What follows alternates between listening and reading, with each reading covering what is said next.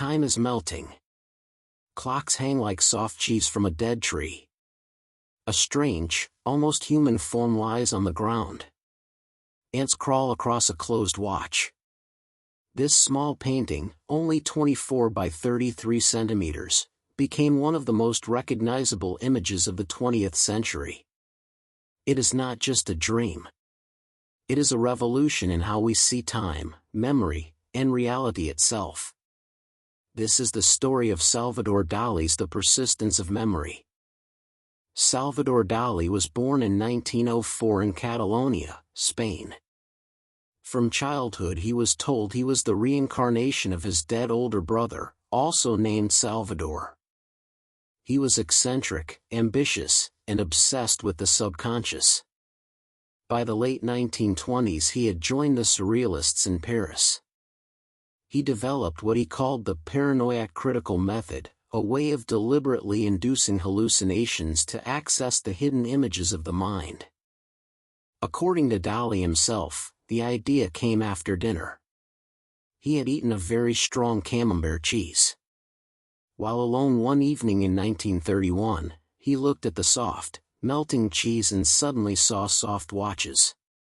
He was already working on a landscape of the Catalan coast near Port Ligat, the cliffs of Cape Creus that appear in the background. In 2 hours he added the melting clocks. The painting was finished. The soft watches are the most famous element. Dalí called them the Camembert of time and space. They show that in dreams and memory, time is not rigid, it melts, stretches, and loses its power. The closed orange watch covered in ants represents decay and Dalí's personal fear of insects.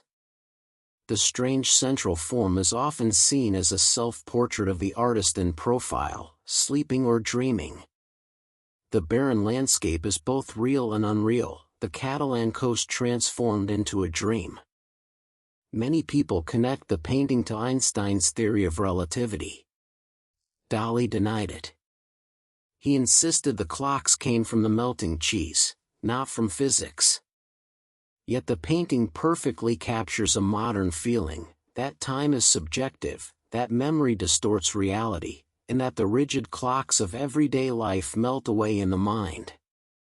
Dalí once said he did not know the meaning of his own work, and that viewers should not worry if they could not explain it either. The painting was first shown in New York in 1932 and sold for just $250.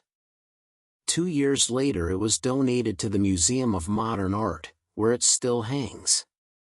It quickly became the ultimate image of surrealism. Melting clocks appeared on posters, in films, in advertising, and in popular culture. A tiny canvas turned into one of the most reproduced and recognized artworks in the world. The persistence of memory is not about clocks.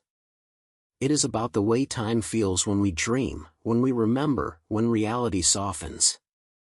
Dalí took a piece of melting cheese and turned it into a universal image. Almost a century later, the clocks are still melting. And we are still staring at them, trying to understand what time really is. Subscribe if you want the stories paintings never tell themselves.